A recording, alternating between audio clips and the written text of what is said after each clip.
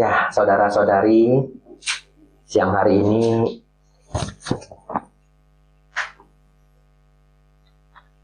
ramai sekali ya, dan beruntung kita di Sydney udaranya sejuk ya. Ada AC, angin dari luar juga dingin. Baik, hari ini harusnya pelajaran Dharma ini sangat baik untuk didengarkan ya.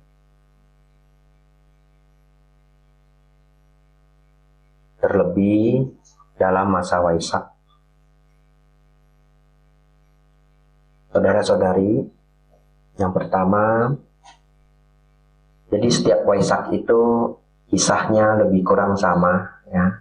Harus menceritakan kisah hidup Sang Buddha, entah sepertiga, entah seperempat ya. Tapi harus gitu, nggak boleh yang lain. Tapi setiap tahun saya berusaha cari yang menarik. Ya, jadi sebenarnya mengajar pada hari raya besar itu cukup sulit dari tahun ke tahun karena topiknya habis. Ya. Dan saya berusaha setiap tahun ada warna baru. Tapi kalau saudara-saudari tidak rutin mendengarkan ceramah Dharma saya di YouTube, ya lebih syukur lagi ya. Berarti apapun yang saya ceritakan itu new story. Saudara-saudari, terkhusus hari ini, saya akan menceritakan sebenarnya bagaimana perjuangan Sang Buddha, ya, dan apa yang beliau cari, dan beliau menemukannya. Teman-teman, terus terang kisah hidup Sang Buddha itu tidak satu versi, ya. Hampir setiap negara Buddhis punya versinya sendiri.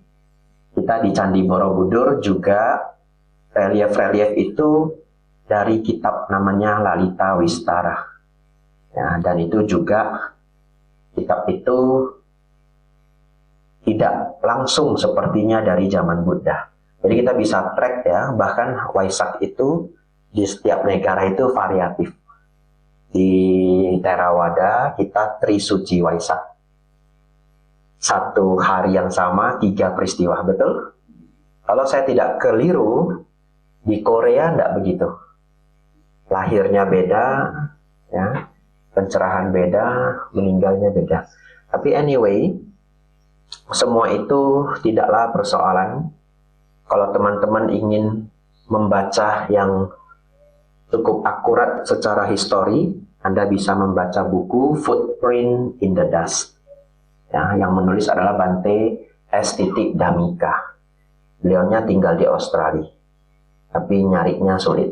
Ya, tidak tahu stay di mana. Ya, saya dengar beliau sudah mulai mengurangi jadwal sehingga tidak sering muncul di publik. Tapi saya pribadi ya memberi informasi ke teman-teman, buku-buku Bante S. Dhammika itu menurut saya salah satu yang terbaik ya sebagai penulis Theravada. Ya, jadi ini informasi karena ini direkam, jadi teman-teman nanti bisa dapat sumber ya, belajar untuk waktu yang lama. Kalau sumber-sumber Bante yang lain itu bagus-bagus ya, Bante Bodhi, Bante Sujato, Bante Thanisaro, tapi sometimes terlalu akademik. Ya. Buku-buku Ajahn Brahm juga sangat bagus, tapi terlalu daily life. Ya, jadi kalau Anda sudah baca hampir banyak buku Ajahn Brahm, Anda mau go to the next step, ya salah satunya Bante Dhammika.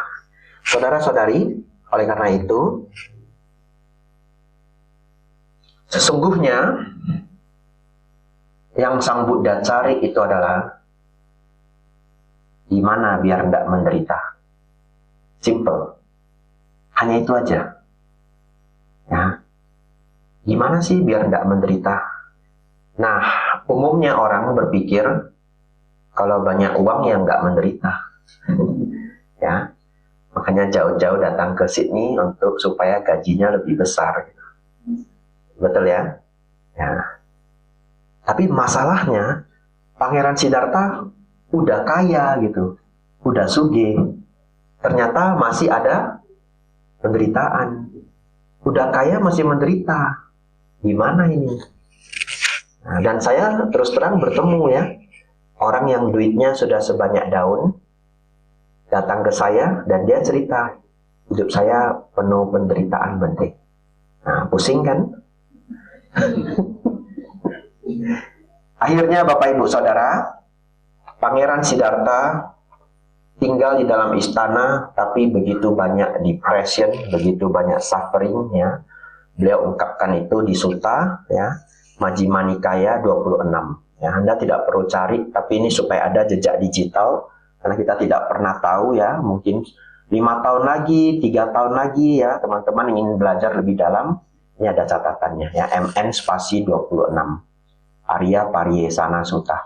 Di sana Sang Buddha menjelaskan ya, bagaimana beliau merasa, bahasa Thai-nya itu at ya. Ada orang Thai nggak di sini? Nggak ada ya. At itu sesak gitu. Jadi melihat semuanya pada akhirnya tidak kekal gitu.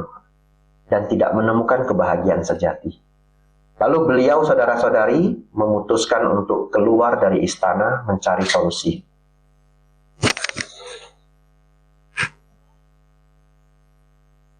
Bahkan ya teman-teman, ada seorang penulis buku terkenal namanya Yuval Noah Harari. Kalau Anda pergi ke toko buku, judul bukunya Sapiens ya. Saya belum baca sampai habis, baca mungkin sepertiga bukunya. Yuval Noah Harari itu mengklaim dirinya ateis. Dia historian ya, salah satu the best in the world. Tapi dia sangat senang ajaran Buddha. Unik ya? Dan dia meletakkan ajaran Buddha sebagai, menurut dia, the oldest science of happiness. Ya, kenapa bisa demikian? Karena science of happiness itu tujuannya cuma satu. Bagaimana supaya happy. Dan supaya happy kita harus membersihkan dulu suffering. Ya, saudara-saudari, akhirnya Pangeran Siddhartha keluar dari istana. Belajar sangat banyak hal di luar istana. Dan dia berkorban ya, pengorbanan yang tidak mudah. Salah satunya adalah memotong rambutnya. Mungkin sekarang kelihatan sederhana. Ya, sekarang saya nggak ada rambut juga nggak ada pengaruhnya. Karena style di luar aja kadang orang nggak ada rambutnya. Betul ya? Tapi kalau kita kembali ke zaman Tiongkok kuno, zaman India kuno, rambut itu adalah hal yang sangat berharga. Ya, kalau pernah nonton film Jackie Chan, ya, ada film Jackie Chan, dia tersesat datang ke Western, dia masih bawa kuncir rambutnya ya. Saya dulu senang banget nonton film Jackie Chan. Dan zaman dulu kalau nonton TV itu diulang-ulang sama stasiun TV-nya. Lama-lama kita hafal filmnya, betul ya? Kayak Police Story 1, Police Story 2 ya. Nah, setahun diulang 3 kali coba. Ya, nanti sudah di SCTV ketemu lagi, entah di RCTI misalkan. Nah, teman-teman, hanya untuk menjaga kunciran rambutnya dia bahkan rela mati. Ya, jadi rambut di zaman dulu sepenting itu. Pangeran Siddhartha potong semuanya, cukur semuanya. Dia tinggalkan kerajaannya, tinggalkan hartanya, tinggalkan semuanya, cari jawabannya. Saudara-saudari, inilah upaya-upaya beliau yang keliru. Dicatat ya, keliru sepanjang mencari jawabannya. Tapi kalau nggak mencoba yang keliru ini, nggak ketemu yang benar. Beliau pernah praktek seperti hidupnya seperti rusa. Tapi beruntungnya tidak meniru hidup rusa. Hanya karakter dan gayanya. Ya, ada loh pertapa yang hidupnya persis niru seekor anjing. Anjing seperti apa dia niru persis. Ya, namanya Sunakha. Lalu ada pertapa yang tiru persis seperti sapi. Tapi kalau beliau tidak niru persis seperti rusa. Tapi just the character. Apa maksudnya? Kalau kelihatan orang kabur. Ya, jadi tinggal di grove, ya, pinggir, biasanya hutan pinggir desa, ya, atau hutan agak pedalaman. Lalu kalau ketemu orang kabur. Ketemu orang kabur. Ya.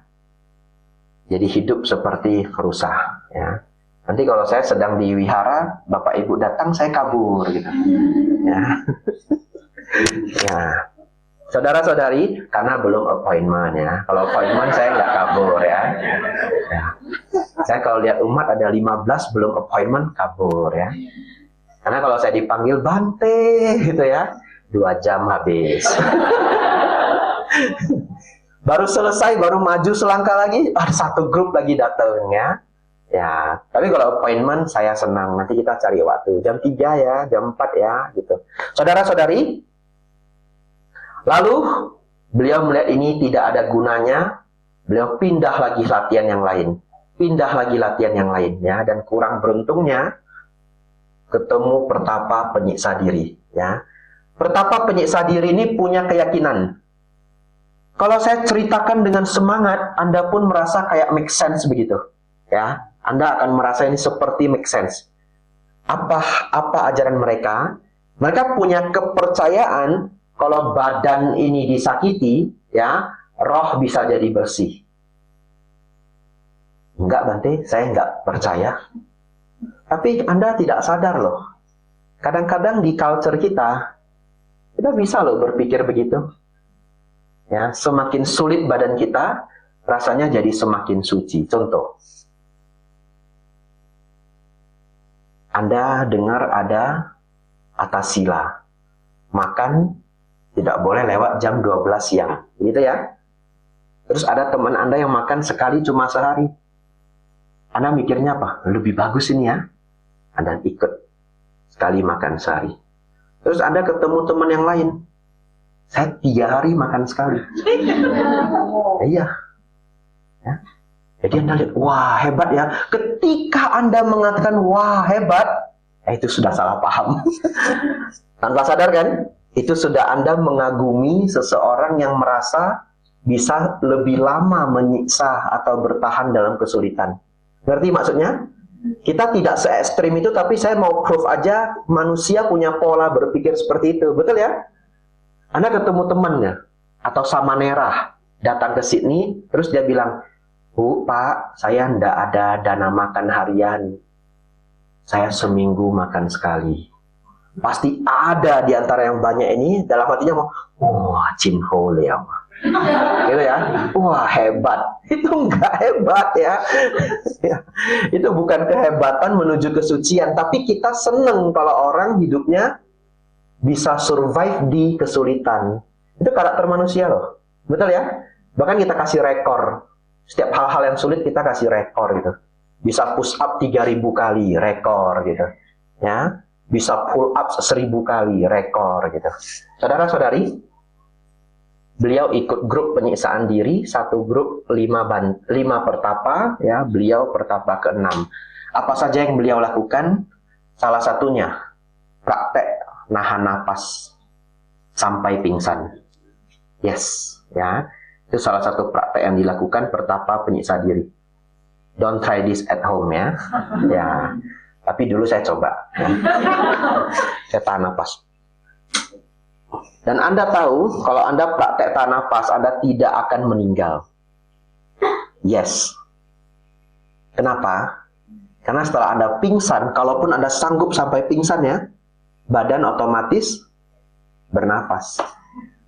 Hebat ya? Jadi saya coba. Tahan. Tekadnya sampai pingsan. Ini dulu ya, sebelum jadi biku, sebelum jadi samanera. Ternyata apa yang terjadi? Belum pingsan Bapakku. Very difficult. Jadi saya nggak bisa bayangkan itu Anda harus punya tekad seperti apa. Mulut, hidung tidak dilakban, tapi Anda bisa tidak bernapas sampai pingsan. Sangat sulit. Don't try this at home. Oke? Okay? If you try, don't blame me. Oke? Okay? It's up to you gitu. Saya coba lagi berulang-ulang, saya tidak bisa sampai pingsan ya. Jadi saudara-saudari, praktek lainnya hanya makan biji-bijian keras. Ya. Jadi makan biji-bijian yang keras sampai kalau buang air besar luka semua. Yes. Praktek lainnya. Jadi ini secara episode ya, secara berkala, tidak dipraktekkan semuanya sekaligus, tapi ada urutan atau ada bagaimana mereka punya tata caranya ya. Tidak makan, misalkan hanya makan buah yang jatuh dari pohon. Jadi kalau hari itu gak ada yang jatuh, nggak makan. ganti lagi, hanya makan dari 3 rumah. Jadi kalau pindah patah hanya lewat 3 rumah pulang. 3 rumah pulang. Nah, kalau saya 3 rumah bisa survive. Rumah Cisari, ya. Nah, rumah Ko Edi, rumah Ko Leo, atau Ko Heriadi. Survive saya. Tungguin gitu ya pagi-pagi. Rumah Ko Edinya. Apartemen, buildingnya tinggi, nggak turun pula Ko Edi. Kalau Cisari harus turun, harus kerja, ya. Betul. Tungguin gitu. Tapi zaman Buddha 7 rumah, 3 rumah, ya. Lalu praktek makan seminggu sekali, 2 minggu sekali, berat sekali. Sampai beliau mengatakan menyentuh perut depan, tersentuh kulit belakang. Ini pengibaratannya, kurus kering. Ya, menyentuh kulit belakang, tersentuh perut depan. Lalu, dan saya cross check, dan ini real. Saya cross check. Di Sutta, beliau latihan sampai bulu-bulu badannya rontok. Malnutrisi. Saya cek di Google. Bener nggak malnutrisi bisa rontok? Bener. Para pesumo kalau sudah pensiun, kan makannya dulu banyak ya. Sudah pensiun mereka kan makannya sedikit. Mereka kan pelan-pelan badannya shrinking ya. Rambutnya rontok. Malnutrisi. Ya. Saudara-saudari, lalu beliau praktek seperti seberat itu ya. Selain itu, yang terkenal adalah tidur. Tidur ada 2 cara. Salah satunya adalah kaki, manjat pohon dulu, kaki satu diikat di cabang, terus jatuhkan badan, kayak kelelawar, kepalanya di bawah. Ya, jadi akan sangat sakit karena kepala di bawah, ya, sirkulasi darah, bayangkan itu ya. Lalu selangkangannya akan sangat sakit. Tapi itu tidak bisa dilakukan rutin. Kenapa? Nanti selangkangannya sangat terluka, nggak bisa manjat lagi. Sudah nggak bisa manjat, bagaimana? Cari batu-batu yang runcing. Duri-duri pohon, duri-duri bunga. Disemai di lantai, ya, di tanah, tidur di atasnya. Jadi ini luka semua. Ya, kombinasi daripada praktek-praktek itu dipaksakan selengkap mungkin. Lalu Sang Buddha mengatakan ya, beliau dengan kemampuan batin setelah mencapai kebudaan, beliau mengatakan begini. Dari zaman yang lampau sampai zaman yang akan datang, tidak ada pertapa yang menyiksa diri lebih berat dari diri beliau. Ya, mungkin kalau menurut saya karena beliau itu konsistensinya luar biasa. Betul ya? Kalau kita belajar tokoh-tokoh hebat ya, mau presiden, prime minister, atlet, orang-orang hebat, betul ya? Mereka punya konsistensi sama persistence yang sangat luar biasa. Jadi beliau mengatakan seperti itu. Saudara-saudari, sampai ketika beliau sudah hampir meninggal, sedikit lagi meninggal, beliau bertanya dalam dirinya. Karena, kenapa beliau termotivasi bergabung di grup Pertapa Penyiksa Diri ini? Karena kan grup ini bilang, jika Anda ingin memahami penderitaan, buatlah diri Anda menderita. Ya, dengan kita menderita diri kita akan paham penderitaan. Dan jiwa akan menjadi suci.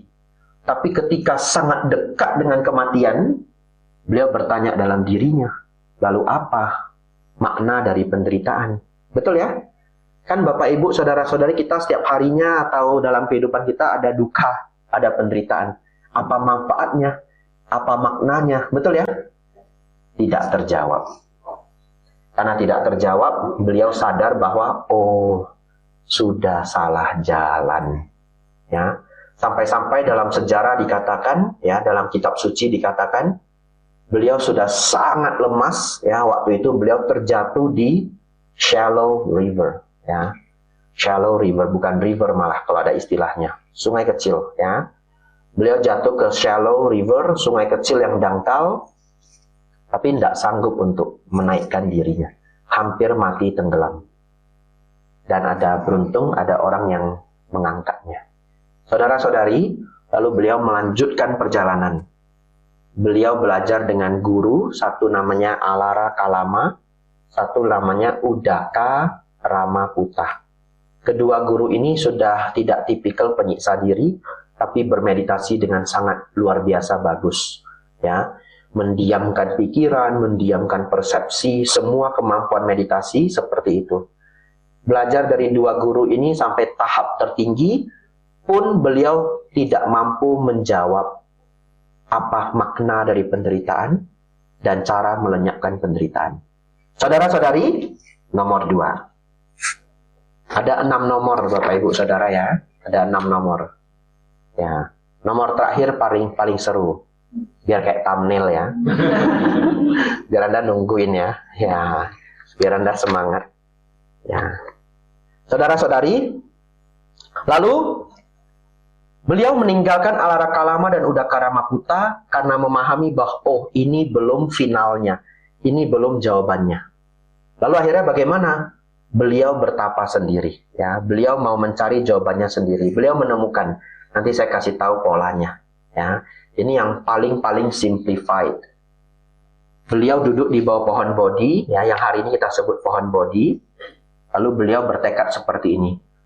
Sebelum darahku mengering dan tulangku menjadi abu, aku tidak akan pergi dari tempat ini sampai saya mencapai pencerahan. Ya, itu tekad yang diambil oleh Sang Buddha.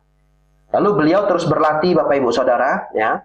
Kalau Anda sangat tertarik, Anda cari video ceramah saya, judulnya Ketakutan dan Kekhawatiran, Wisma Sambodhi Klaten, ya.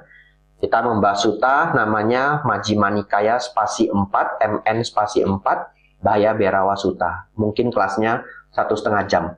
Bapak Ibu Saudara, di sana Sang Buddha menenangkan pikirannya sampai di level yang sangat tenang, yang kita sebut sebagai pencapaian samadhi. Ya, jana pertama, jana kedua, jana ketiga, jana keempat. Tapi ini teknikal ya, pakai bahasa Pali. Kita skip aja. Ya, Anda jangan takut setiap mendengar bahasa Pali. Selalu saya translate. Tapi saya berikan supaya familiar ya. Kemampuan ketenangan meditasi ini beliau sebut sebagai jana ya. Saudara-saudari, setelah beliau mencapai tingkat batin yang sangat luar biasa terkonsentrasi dan mendalam, beliau menggunakan kemampuan konsentrasi itu untuk menyelusuri kehidupan, untuk menyelidiki kehidupan. Karena pertanyaan saya, apa tujuan beliau? Satu kan, bagaimana memahami penderitaan, apa makna dan manfaatnya, dan cara melenyapkannya. Setuju? Setuju ya? Setelah beliau punya kemampuan konsentrasi itu, bagaimana cara beliau menginvestigasi itu?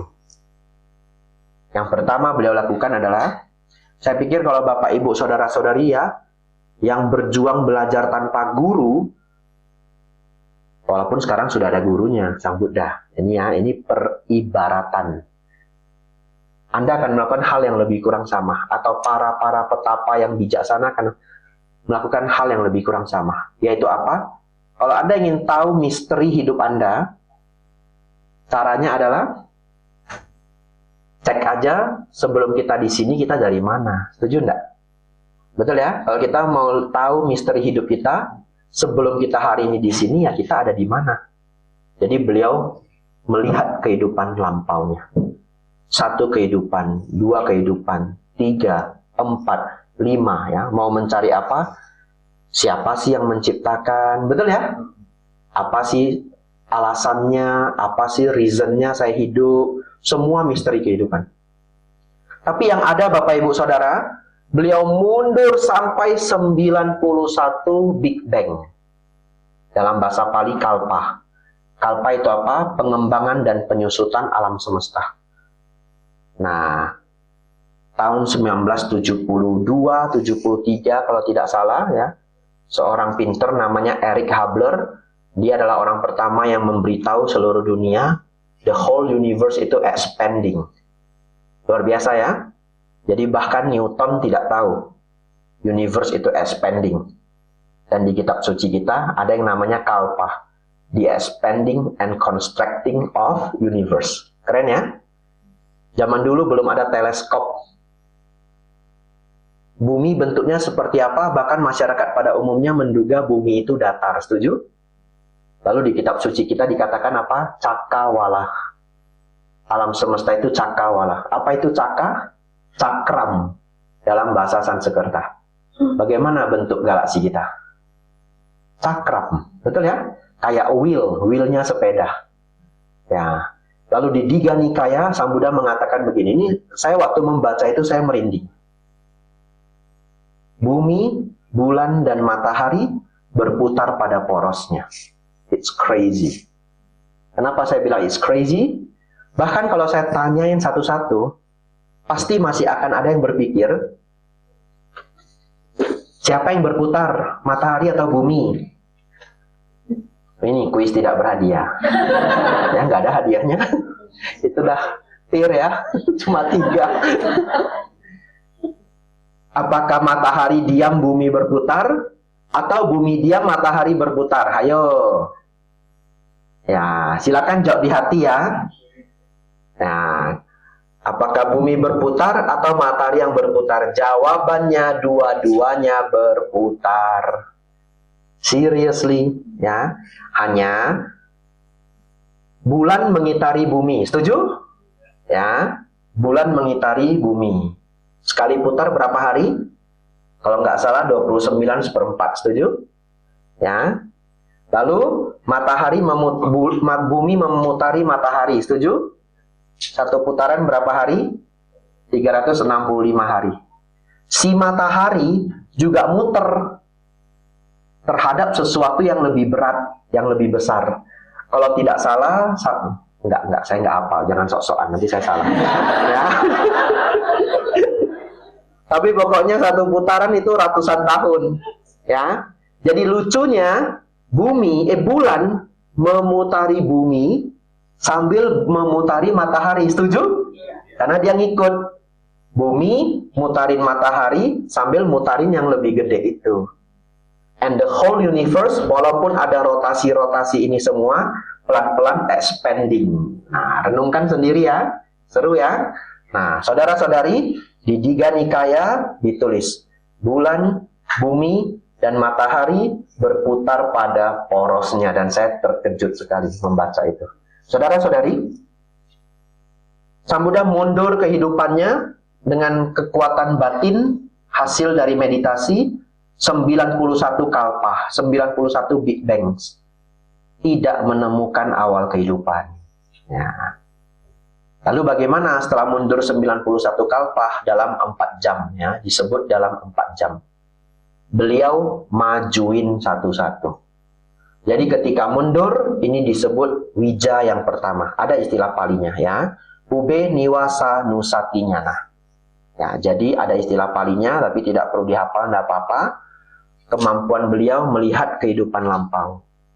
Setelah beliau melihat kehidupan lampau, diibaratkan beliau maju satu persatu. Ketika maju kehidupan satu persatu, terlihatlah bahwa oh ternyata orang-orang yang berbuat baik itu lahir di alam yang lebih bahagia. Dan orang-orang yang senang berbuat jahat jatuh ke alam yang lebih rendah. Dan polanya selalu sama selama berkalpa-kalpa. Ya, beliau melihat anicca dukkha anatta, beliau melihat paticca samuppada, beliau melihat keseluruhan dharma dalam proses pengetahuan yang kedua ini, ya, memajukan kehidupan, melihat korelasi kehidupan. Saudara-saudari, ini adalah pengetahuan yang kedua, dipraktikkan dalam 4 jam, ya. Yang terakhir, beliau menemukan akar permasalahan dari semua makhluk hidup. Kenapa lahir mati, tidak habis-habis.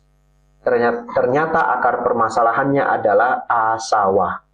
Arus batin yang bocor tidak terkendali. Ya. Saudara-saudari, lalu akhirnya beliau melenyapkan asawa ini. The uncontrolled mental outflow. Ya. Setelah melenyapkan asawa, beliau mencapai satu pengetahuan yang beliau panggil atau beliau sebut sebagai asawa kaya nyana.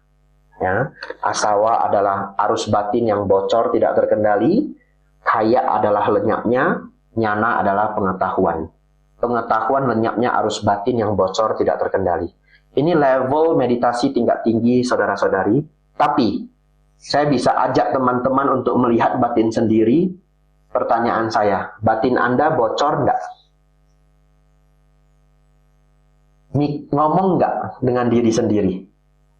Mikir nggak? Mikir ya? Bisa nggak disuruh berhenti? Nggak bisa. Bahkan kadang-kala sampai mau tidur aja sulit, betul? Kalau lagi ada problem, nggak mau berhenti dia, bocor ya. Lebih parahannya lagi, Anda sudah ketiduran, masih bocor dia. Jadi apa? Mimpi. Nah, bisa dikendalikan nggak mimpinya? Nggak bisa. Kalau kita bisa mengendalikan mimpi, hemat biaya Bapak Ibu. Ya, kumpulin aja semua brosur tour travel itu, ya toh? Baca. Tokyo, Sapporo, Hokkaido, Osaka, Kyoto. Nggak usah pergi, terlalu mahal. $5.000 not worth it, gitu ya. Sebelum tidur, saya akan bermimpi, kan begitu ya? Ya, mau ke 5 tempat ini, hemat biaya, tidur. Mimpinya kuntilanak. Ya kan? Nah, Anda nggak bisa kontrol mimpi Anda. Nah, kok kenapa demikian? Bocor ya. Nah, jadi ini di level yang bisa kita pahami ya. Tapi asawa yang dijelaskan Sang Buddha bukan sekadar seperti itu, tetapi sangat halus. Saya ada bukunya di Wihara Mendut, hanya bahas asawa oleh seorang PhD, bukunya setebal ini ya. Jadi kalau kita bahas ya, pulangnya besok ya. Saudara-saudari, pengetahuan yang ketiga ini disebut asawa kaya nyana. Mari kita sedikit menghafal supaya tahun ini datang mendengarkan Waisak ada pengetahuan tambahan. Setuju ya? Sebelum Sang Buddha mencapai kebuddhaan, beliau mempraktikkan 3 pengetahuan. Kita menyebutkannya Tewija. Ya. Kemampuan melihat kehidupan lampau. Yang kedua, kemampuan melihat karma-karma kelahiran makhluk hidup. Dan yang ketiga, pengetahuan lenyapnya arus batin yang bocor tidak terkendali. Detik-detik asawa ini lenyap, beliau mencapai kebuddhaan. Dan detik-detik ini kita rayakan di Indonesia sebagai detik-detik Waisak. Jadi detik-detik Waisak itu apa? Detik-detik beliau mencapai kebuddhaan. Ya. Dikatakan wija yang pertama 4 jam, wija yang kedua 4 jam, wija yang ketiga 4 jam. Ya walaupun 4 jam, tapi itu adalah perjalanan batin yang sangat panjang. Saya pikir ya, tidak ada catatan sutanya.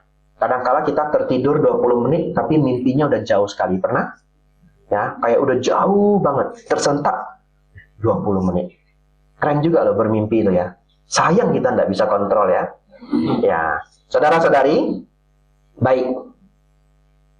Setelah beliau mencapai kebuddhaan, beliau hampir tidak mau mengajar. Kenapa? Sulit ngajari manusia. Betul ya? Akhirnya datanglah seorang Brahma. Ini tiba-tiba ada yang datang ya. Oh, ya, anak-anak ya. Ya, saya bilang datang seorang Brahma. Ada yang datang ya. Ya. Datang seorang Brahma namanya Brahma Sampati. Tadi Bapak Ibu Saudara bacakan paritanya bersama, memohon Sang Buddha untuk mengajar. Jadi beliau tahu ngajar dharma sulitnya minta ampun. Ini apakah orang mau belajar gitu ya? Ya sama seperti kami para biku ya, sampai hari ini ngajar umat untuk jangan marah, jangan sombong, jangan ego. Susah nggak prakteknya? Susah ya. Jadi beliau juga sadar ini, aduh ngajak orang melawan arus kehidupan ini sulit gitu ya, jangan melekat gitu. Tapi akhirnya beliau ajarkan juga, mengajarkan 4 kebenaran mulia. Kita udah lewatin sesi pelajaran itu hampir 2 minggu yang lalu ya. Lalu ternyata manusia bisa memahami dharma. Saudara-saudari, setelah itu saudara-saudari, beliau lanjut mengajar sampai umur 80. Jadi kita juga boleh hafal umur-umur Sang Buddha ya, baik untuk pengetahuan tambahan. Beliau keluar dari istana umur 29 ya. Beliau mencapai kebuddhaan umur 35. Dan beliau mengajar 45 tahun, pass away umur 80. Ya. Anehnya, ini cocokologi ya. Kalau bahasa Jawa, gatok matok. Ya, dicocok-cocokin. Saya keluar dari wihara kerajaan. Wat Bowen itu wihara kerajaan umur 29. Nah, Sang Buddha keluar dari istana malam hari ketika semua orang tertidur. Saya ke airport, Bapak Ibu Saudara. Malam hari. Ini real, saya nggak ngarang, cuma saya cocok-cocokin gitu ya. Ini real gitu. Tahu, harusnya saya simpen tiketnya ya. Tiket saya pagi, Bapak Ibu Saudara ya. Kayak kalau saya cari chat supirnya masih ada ya. Saya waktu keluar dari Wat Bowen itu sekitar jam 4 pagi, saya mikir, ini kok kayak sepangeran Siddhartha keluar dari istana gitu ya. Cocokologi Bapak Ibu ya. Saya keluar gitu. Nah, jadi saya nunggu nanti umur 35 apa yang terjadi pada diriku. Ya. Ya, jadi kemudian saudara-saudari, ya, beliau mengajar sampai umur 80. Jadi kalau nanti deket-deket umur 80 saya mulai sakit, pasrah lah saya ya. Terinspirasi Sang Buddha gitu ya. Ya, terinspirasi Sang Buddha. Saudara-saudari, baik. Beliau mengajar 45 tahun Bapak Ibu. Beliau ingin kita semua bebas dari penderitaan. Betul ya? Tetapi karena diajarkan kepada manusia pada umumnya, beliau petakan. Beliau buat kurikulum, ibarat kata seperti itu. Ya walaupun dalam real case-nya, beliau ketemu siapa, nasihat itu untuk orang tersebut. Itu cara beliau mengajar. Ketemu siapa, orang ini perlu apa, diajarin apa. Karena penderitaan setiap orang kan berbeda-beda. Betul ya? Tapi karena beliau mengajar 45 tahun, jadinya pelajaran beliau begitu lengkap. Tapi kalau teman-teman, saudara-saudari nanti pulang ke rumah, ambil secari kertas, Anda pikirkan, apa yang membuat Anda merasa menderita, terutama secara psikologis. Anda tulis semua. Saya yakin hampir semuanya Buddhism punya jawaban. Contoh, pernah menyesal, ya, ada dendam, ada ketidakpuasan, kemudian saya gampang marah, banyak keinginan, whatever. Anda tulis saja banyak-banyak. Saya yakin Buddhism itu bisa mengatasi, kalau tidak 100%, mungkin membantu 70%. Bahkan ketika Anda mengatakan, misalkan saja ya, ingin kaya raya, merasa belum kaya. Tapi kalau Anda breakdown, ingin kaya raya, caranya bagaimana? Punya skill, punya attitude, punya knowledge, ya, punya diligence, tidak malas, ya, lalu punya connection, good relationship, betul? Itu perlu dharma nggak untuk mengembangkan? Perlu ya? Cukup sering loh, orang punya skill for example, tapi very bad attitude. Sebenarnya kita tahu kalau dia punya good attitude, ini orang terbangnya jauh. Ngerti? Tapi dia nggak punya good attitude. Siapa yang bisa ngasih dia good attitude? Salah satunya adalah Dharma dari Sang Buddha. Salah satunya. Tapi kan kita nggak bisa maksain orang belajar Dharma. Betul ya? Ya. Jadi sebenarnya banyak sekali problem kehidupan, Sang Buddha bantu kita untuk solve. Contoh, last one contoh ini. Contoh kita tahu, rumah kita bagus, home sweet home. Tapi entah kenapa, gampang sekali kita marah ke mama kita, for example. Atau ke papa kita sendiri, for example. Kita tahu loh, ini kalau saya nggak marah sering seperti ini, rumah saya lebih damai, ngerti? Tahu loh kita. Tapi mampu nggak? Kadang nggak mampu, betul ya? Siapa yang bisa bantu kita supaya kita bisa lebih mampu? Yaitu adalah ajaran Buddha.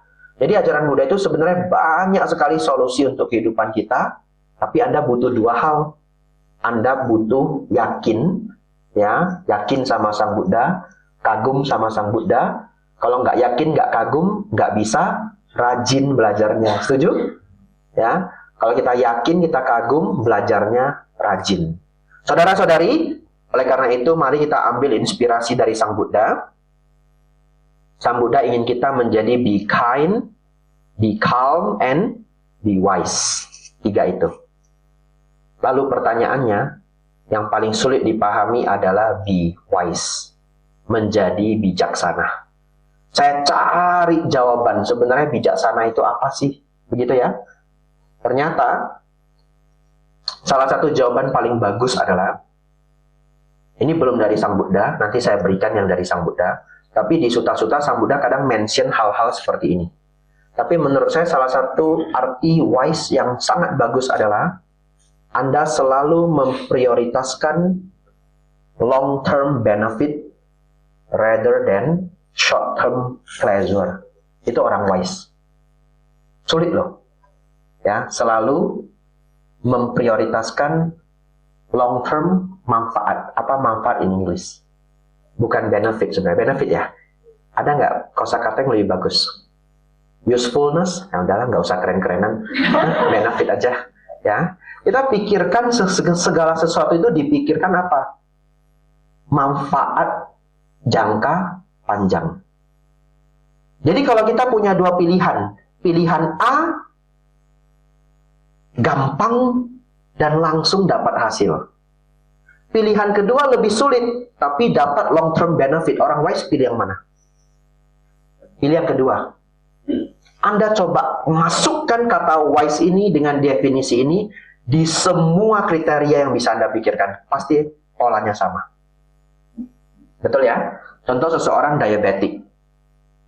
Sudah tahu dirinya diabetik, dia banyak consume carbs sama sugar. Refined carbs for example. Ya. Orang bilangnya enggak wise. Kenapa enggak wise? Ya dia dapat short term pleasure. Tapi lama-lama kaki pun bisa hilang. Setuju ya? Tapi ketika dia mau hold himself, dia makan lebih banyak sayur ya. Setelah makan dia mau gerak gitu ya. Mau kontrol ke lab, mau minta advice ke dokter ya, dan tidak auban gitu. Jalani semuanya dengan baik. Kita menyebut dia wise. Anda masukkan wise ini ke semua kriteria kehidupan, Anda akan dapat jawaban yang memuaskan. Tetapi uniknya, satu ketika saya membaca kitab Anguttara Nikaya, di sana Sang Buddha membuat definisi bijaksana.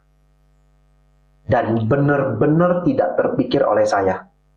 Ya, bahkan setelah Sang Buddha beri jawaban itu di kitab, saya masih harus mikir. Dan setelah mikir saya setuju.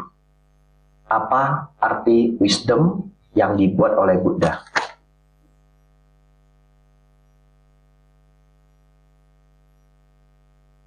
Pikiran baik, ucapan baik, perbuatan baik. Itu. Terus saya mikir, hah? Masa bijaksana? Pikiran baik, ucapan baik, perbuatan baik. Apa korelasinya? Tapi setelah saya pikirkan, kalau Anda selalu pegang tiga ini, you will win in the life. Ngerti? Apapun yang Anda lakukan itu sudah automatically fokus ke long term benefit. Menarik loh. Automatically loh. Jadi orang bahkan tidak usah pinter-pinter banget for example, tapi dia tiga ini dia jaga. Ya, pikirannya baik, ucapannya baik, perbuatannya baik. Luar biasanya ada orang nggak pinter-pinter banget, skill juga nggak tinggi-tinggi banget, dia jaga tiga ini hidupnya baik loh. Ngerti maksudnya? Ya. Dan itu kita hanya satu kehidupan. Kita hanya bisa lihat dalam range 30 tahun, 25 tahun karena satu kehidupan. Ternyata dari cara pandang Sang Buddha, ini kalau ditarik berkehidupan-kehidupan, dia menangnya semakin banyak. Bahkan sampai mencapai nibbana. Oleh karena itu teman-teman, saudara-saudari, hari ini saya sangat memotivasi teman-teman, ya. Benar-benar motivasi. Kalau bisa saya kayak paksain gitu ya. Tapi tidak bisa gitu ya. Diupayakan pikiran baik, ucapan baik, perbuatan baik, ya. Nomor 5, ini masuk part yang the best. Ini dua part yang the best. Anda ngantuk, bertahanlah ya. Ini yang bagus banget. Yang 1 sampai 4 berarti bagus juga gitu ya. Tapi nomor 5 dan 6 ini bagus banget, bagus banget. Anda tidak sia-sia kalau Anda datang hari ini. Nomor 5, Bapak Ibu Saudara, jangan bangga dengan kekurangan keburukan diri sendiri. Jangan bangga dengan keburukan diri sendiri. Hafal. Jangan bangga dengan keburukan diri sendiri. Maksudnya apa? Satu ketika, ini yang saya jadi korban aja. Ya, saya masih satu wasah. Jadi itu 9 tahun, 8 tahun yang lalu. Saya dikirim ke Thailand, wihara Wat Bowen tadi, wihara kerajaan ya. Pada saat itu sepertinya number one wihara di Thailand. Sekarang sudah ada wihara yang lebih number one, namanya Wat Raja Bukit ya. Tapi dalam hati rakyat Thai, Wat Bowen masih number one. Apa bedanya berarti kok bisa number one, kok wihara ada rankingnya? Itu tergantung Sanggaraja tinggal di mana. Ya, tetapi selama berabad-abad Sanggaraja itu banyak yang tinggal di Wat Bowen. Saudara-saudari, satu ketika saya menjadi guru pembimbing, ngurus orang-orang yang ingin jadi biku sementara. Ya, teman-teman umat-umat ya, biasanya umur range 25 sampai 30, anak laki-laki senang jadi biku di Thailand. Temporary for 2 weeks, kadang 3 months ya, dari 2 weeks sampai 3 months itu range-nya. Saudara-saudari, tapi di Thailand ternyata punya culture. Ini saya mau share. Culture-nya, guru-guru lama yang umurnya sepuh-sepuh itu galak. Tidak semua, tapi ada yang galak. Ternyata itu culture di Thailand ya. Mereka percaya kalau mau jadi guru yang baik itu harus galak. Itu kayak orang Chinese dulu, betul ya? Ada yang papa mamanya, orang tuanya itu galak, karena mereka punya filosofi anak harus digalakin. Jadi untuk Anda yang lahir di Sydney, congratulations. Anda nggak pernah merasakan tali pinggang ya. Sandal jepit ya. Ya. Luckily mama saya nggak pakai sandal jepit tuh ya. Ya. Tali pinggang sama gantungan baju. Nah, keren loh gantungan baju itu. Tahu nggak kerennya apa? Level kesakitannya bisa diatur. Nah, kalau salahnya nggak banyak 2 gitu ya, salahnya banyak 4 gitu ya. Ya, tapi disclaimer saya memang bandel waktu kecil ya. Ini ada rekamannya, nanti mama saya dipersalahkan ya. Saya bandel memang, bandel waktu kecil. Semua barang saya bikin rusak ya, bandel saya. Saudara-saudari, jadi karena lama tinggal di sana, saya mulai meniru sifat galak para Bante senior. Ya, dan saya menganggap itu wajar. Akhirnya, saya dengan murid-murid saya juga jadi galak. Makin hari makin galak, makin hari makin galak. One day, saya dapat murid yang anaknya baik banget. Keren. Lulusan UK. Laki-laki, masih muda. Ya. Rajin minta ampun. Pokoknya nggak usah suruh dia bersih-bersih, kita kasih dia schedule aja, dia jam 5 dia udah ngepel.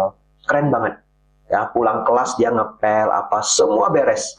Pagi bangun jam berapa, dia pasti udah bangun. Karena dia bantu manggilin temannya, karena kami harus pagi-pagi harus bangun gitu. Keren banget.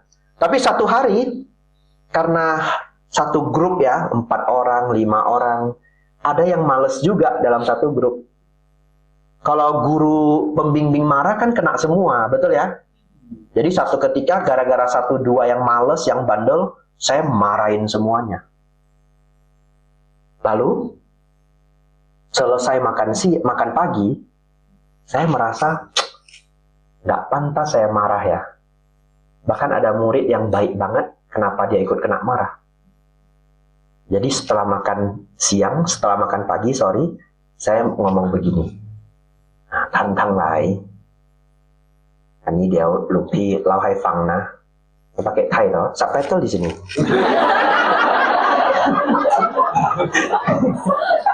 Ya, saya mau cerita, saya bilang.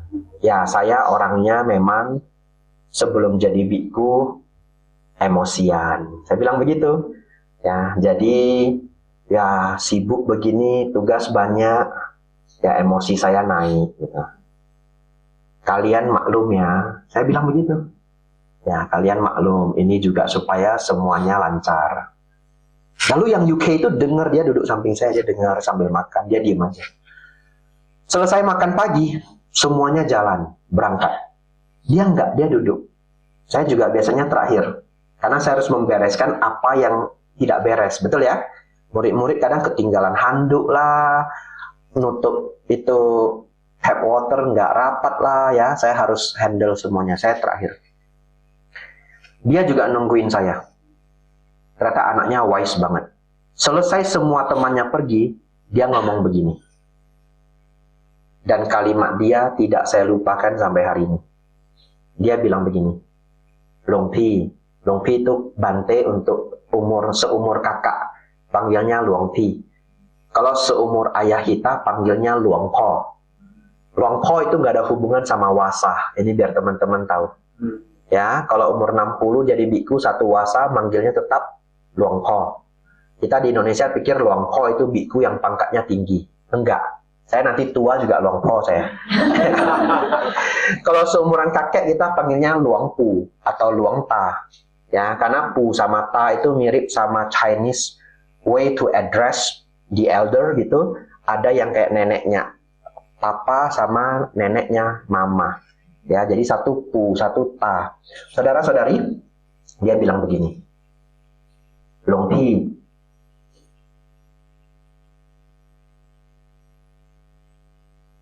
kalau Long Pi itu marah karena memang sifat bawaan,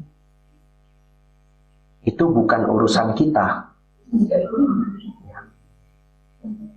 Urusan kita adalah kalau kita dimarahi kita sakit hati. Itu urusan kita. Tapi apakah itu memang Long Pi lahir seperti itu atau bagaimana? It's not our problem, dia bilang gitu. It's your problem. Mampus saya ya. Kena dapat nasihat ya. Saya diam. Iya, saya bilang iya. Sejak itu saya mikir, betul ya. Pernah enggak ketemu teman atau entah di manalah, dia bilang begini, saya orangnya memang keras kepala, kalian maklum ya. Ngerti? Ya. Saya orangnya memang ngambean. Masa kalian nggak tahu kan saya orangnya ngambean? Kalian maklum lah. Kalian pahami saya lah. Sebenarnya dia ngambean, dia galak, dia apapun itu urusan siapa? Urusan dia. Urusan kita apa? Urusan kita kalau kita disakiti kita nggak nyaman, setuju? Saya dapat itu. Dari situ saya menyadari tidak baik kita mengatakan, saya memang pendendam. Kalian bempek lah, ngerti lah. Kalian ya, aduh bahasa Hokkien jadinya kan, nyawa lah gitu. Mengalah lah kalian untuk saya gitu ya. Setelah peristiwa itu, enggak. Ya, kalau saya bikin salah, urusan saya. Tidak ada hak saya meminta orang lain memaklumi saya. Enggak ada. Tapi itu adalah kewajiban saya untuk tidak menjadi buruk. Dan saya mau share ini ke teman-teman hari ini. Ya, kalau Anda tahu dalam hati saya orangnya keras memang. Saya orangnya ego, whatever. Udah tahu saya pelit, lu masih mintain terus gitu. Ya karena gitu loh orangnya. Lu kan tahu saya pelit, kita udah jadi teman 10 tahun gitu. Lalu kita bilang, saya tahu kamu pelit, tapi kalau piknik tetap harus bagi rata, itu urusanmu gitu ya. Kecuali lagi sulit ya, lagi ndak kerja, kita bisa patungan gitu ya. Ya, kita patungan Bapak Ibu, apa yang bayar saya patungnya ya. Saudara-saudari, semoga ini bisa membantu. Mulai hari ini pulang, jangan bangga dengan keburukan diri sendiri. Ubah bahasanya ya. Saya memang galak, tapi ya nggak ada manfaatnya. Banyak nimbulin konflik. Harus kurangin galak. Lihat si A, lihat si B. Sabar banget, legowo banget, nggak gampang marah. Semua orang care, sayang sama dia. Saya banyak konflik. Lebih bagus begitu enggak?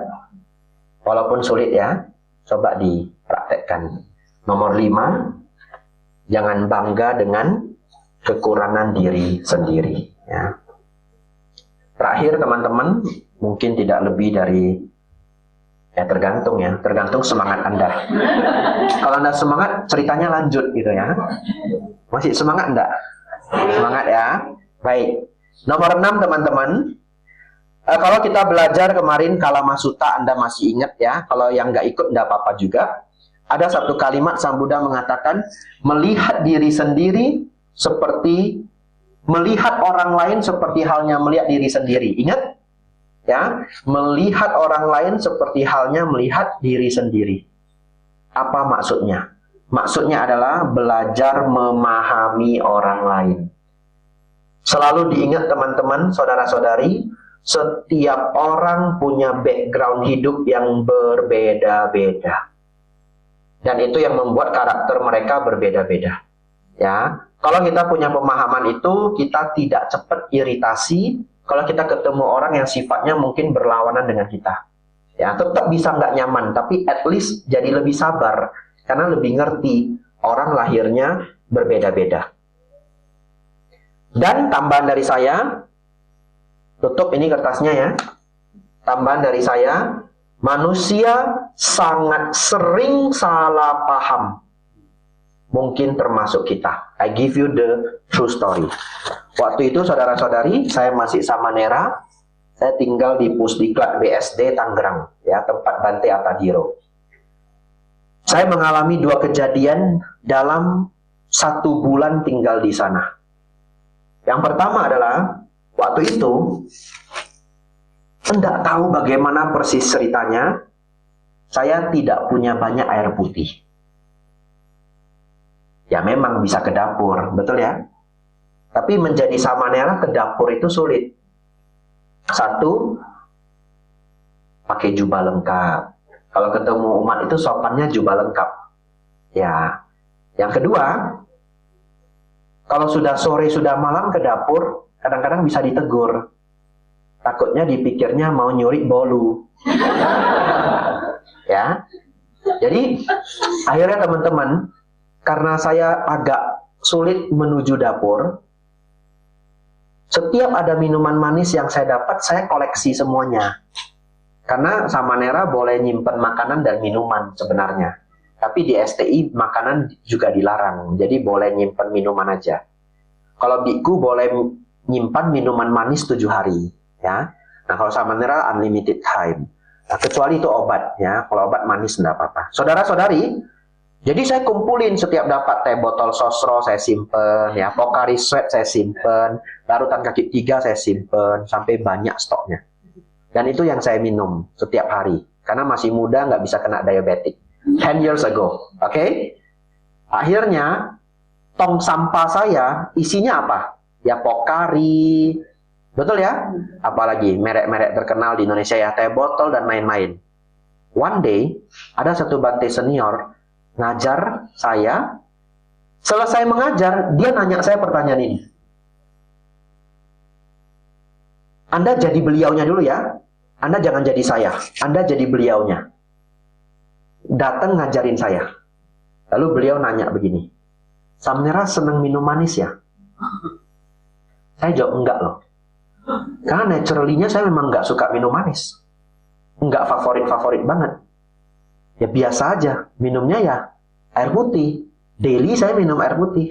Apalagi sekarang ini boleh tanya pengurus, ditawarin apa aja saya enggak gitu. Ini ikutin ini, Bu Elke Cimeta ya. Air putih kok, air putih gitu. Tapi itu 10 years ago, 10 tahun yang lalu. Tapi beliau begitu saya jawab, enggak Bante, ya biasanya minum air putih. Beliaunya diem. Lalu saya mikir, kenapa beliau diem? Oh, ini sudah lama. Kelasnya sudah bubar ya. Saya mikir-mikir, saya mengerti. Mungkin asumsi saya, beliau cek tong sampah saya. Ya, karena kalau Anda mau cek karakter orang, cek apanya? Tong sampahnya dia ngapain gitu ya. Jadi tong sampah itu ada privasinya itu. Ya. Jadi Anda kalau punya tong sampah yang Anda tutupnya, taruh stiker ya, don't look at my dustbin. Privacy, gitu ya. Jadi saya jadi mikir, oh, pasti beliaunya berpikir saya suka bohong. Udah terbukti di tong sampah banyak minuman manis, tapi jawabnya enggak suka minum manis. Dari situ saya dapat inspirasi. Kadangkala kita membuat kesimpulan hanya dari a glimpse of experience. Betul ya? Ya, cuma menilai dari case itu. Sangat sulit. Ya, sangat sulit menilai orang kalau hanya ketemu 1-2 hari. Katanya kalau mau menilai orang harus hidup bersama bertahun-tahun. Anda baru tahu orang itu sebenarnya seperti apa. Ya, ini ada teman baik saya, hidup kenal saya bertahun-tahun. Jangan tanya dia about my life. It's privacy. Ya, bercanda ya. Ini teman saya datang sama teman ini ya. Ya. Saudara-saudari, case nomor 2. Tidak bisa saya lupakan. Yaitu apa? Satu ketika, saya ditugasin nyiram rumput. Karena ada pohon yang mahal. Namanya pohon pulo putih. Pohon pule. Pernah dengar pohon pule? Siapa yang pinter pohon? Cek di Google ya, pule. Ada yang putih, ada yang hitam. Yang hitam murah. Pule, milik Wihara Pusdiklat 10 years ago, satu bibitnya 75 juta rupiah. Wow, semahal itu. Iya. Bibitnya tapi udah gede ya, bukan yang kecil. Bibitnya udah lumayan gede. 2 pohon, 150 juta. Uang 10 tahun yang lalu. Saya ditugaskan nyiram pohon pule itu. Nah, itu sacred job, ini mahal ya. Saudara-saudari, jadi saya rajin. Setiap sarapan saya langsung ambil selang, saya siram gitu ya. Karena kalau biku biasanya sudah menghindari menyiram tanaman. Ya, salah satu alasannya takut serangga-serangga mati gitu. Tapi kalau Samanera masih sering ditugaskan. Siram. Setelah saya siram itu sekitar 1 minggu, ada karyawan yang baik banget. Dia datang ke saya. Dia bilang gini, Samanera, nggak usah siram pohonnya, nanti saya siramkan. Wah, Cinho Simaya, gitu ya. Baik banget dia gitu. Terus saya bilang, enggak apa-apa. Jangan Samanera, nanti saya siramin. Jadi saya percayakan ke dia. Tiba-tiba setelah seminggu, saudara-saudari, atau bahkan 10 hari, Bante Atadiro tanya, Abijato siram tanaman? Siram Bante setiap hari? Lu memang siram kan setiap hari? Kan sudah didelegasi. Orang yang nawarin lagi, betul ya? Siram Bante setiap hari, bilangnya diem aja, melanjutkan makan. Tidak ada lagi kalimat yang lain. Dalam hati, apa salah saya ya? Apa salah saya? Karena Bante Atadiro itu tidak pernah marah. Semarah-marahnya itu hanya diam. Ya, beliau baik sekali, tidak pernah marah. Nah, terus saya habis mikir ya, saya siram kok. Kan sudah sama karyawan itu, betul ya? Begitu selesai makan, saya jalan ke sana. Rumputnya sudah brown semua. Rumputnya udah coklat semua. Pohonnya sih kuat, bertahan. Pohon gede kan. Rumputnya kering semua. Ini dia nggak siram. Ngapain dia nawarin saya? Karena siram pohon itu nggak sulit gitu. Tapi pertanyaannya, kalau para senior membuat asumsi, Samanera Abijato malas. Pantas enggak? Pantas loh. Cuma nyiram pohon aja malas. Coba kalau kita ganti ceritanya. Ini datang ke sini, ada seorang Samanera. Nyiram pohon aja males Bapak Ibu. Nah, coba Anda merasakan bagaimana? Make sense ya? Make sense kalau saya males. Dari situ saya sadar. Oh. Satu, asumsi kita bisa keliru. Yang kedua, don't trust people 100%. Ingat itu ya. Kalau Anda punya tugas penting dan Anda delegasikan, setidaknya cek. Harus cek. Apalagi acara besar. Nah, kalau di sini Koleo, ya, Cisari ya. Cek. Ya, sudah delegasi memang air ini ya, ini air patah, air apa. Sebagai pimpinan, ya harus cek. Kalau cara Bante Panyawaro unik. Untuk hal yang sangat penting, beliau sering mendelegasikan ke 2 orang. Lebih penting lagi, 3 orang. Unik loh. Ya, jadi nanti Ci gitu ya. Nanti tolong ya Waisak ada apelnya gitu. Beliau umumnya tidak delegasi ke 1 orang. 2 orang. Gak apa-apa nanti apelnya banyak juga ya, gak apa-apa. Jadi kalau 1 lupa, masih ada 1. Cuma gawatnya kalau muridnya mungkin udah ikut beliau lama ya. pasti beliau sudah delegasikan ke orang lain. Si A, si B mikir begitu, si C mikir begitu ya. Ya, tapi enggak. Beliau juga selalu cek. Ya, jadi cukup sering beliau delegasikan tugas ke saya. Dari 3 tugas ya, saya mau mengerjakan, mungkin akhirnya yang saya kerjakan cuma 1. Yang 2 nanti, sudah ada yang kerjakan. Dan beliau cek. Dan kalau beliau kerja, ini last one, kalau beliau kerja selalu pakai catatan. Anda boleh tiru ya. Anda mau jadi event organizer yang baik, pakai notes. Semua hal sekecil apapun catat. Dan nanti harus di checklist. Nggak boleh ada yang lupa. Dan saya tiru itu kalau bikin acara. Sekecil apapun. Ya, tulis. Dan saya buat 2 catatan. Ya, hal besar sama hal kecil. Jadi yang hal kecil itu bahkan cuma sekedar jangan lupa autan. Ya, peserta request vitamin. Yang kecil-kecil. Ini di catatan kecil. Yang gede-gede, undang guru pengajar. Semua saya catat. Ya, mudah-mudahan tidak ada yang keliru.